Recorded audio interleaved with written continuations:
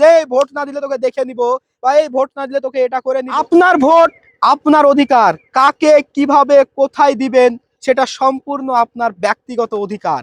সামনেই আমাদের পশ্চিমবঙ্গের রাজ্য জুড়ে হতে চলেছে বিধানসভা নির্বাচন এবং সেখানে অনেকেই কিন্তু ফোর্স করতে পারে ভোট দেওয়ার জন্য। অনেকেই আপনাকে বলতে পারে যে ভোট না দিলে তোকে দেখে নিব বা এই ভোট না দিলে তোকে এটা করে নিব বা এটা করে নিব। তো বন্ধুরা, আপনাদেরকে জানিয়ে রাখি যে আপনার ভোট আপনার অধিকার। আপনি চাইলে কোনো ব্যক্তিকে দিতে পারেন কিংবা না চাইলে আপনি নোটাতেও দিতে পারেন। অর্থাৎ কেউ আপনাকে বলতে পারে না যে এই তুই ভোটটা আমাদেরকে দিস, নাহলে তোর ভোটটা নষ্ট হবে। আপনার ভোট কখনো নষ্ট হয় না। ভোটাধিকারের অর্থ যে আপনি সম্মতি দিচ্ছেন।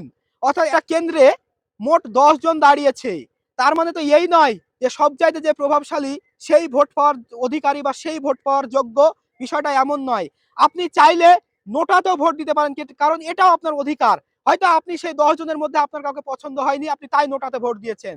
তো আপনার ভোট আপনি কাকে দিবেন, কিভাবে দিবেন সেটা আপনার অধিকার, কেউ আপনাকে জোর করতে পারে না। তো বন্ধুরা, অবশ্যই আপনার সন্তানের কথা ভেবে হলেও, আপনার নিজের কথা ভেবে হলেও, পারিপার্শ্বিক সবকিছুর কথা ভেবে হলেও ভোটটা সঠিক জায়গায় দেবেন। কারণ আপনার একটা ভোট নির্ভর করছে আগামীর 5 বছর। তো ভিডিওটি অবশ্যই বেশি বেশি করে শেয়ার করে এই সামান্য বিষয়টুকু বুঝতে মানুষকে সাহায্য করুন। আর এই রকমই আরো ইনফরমেটিভ ভিডিও পেতে এবং ইলেকশন রিলেটেড ভিডিও পেতে অবশ্যই আমাকে ফলো করুন।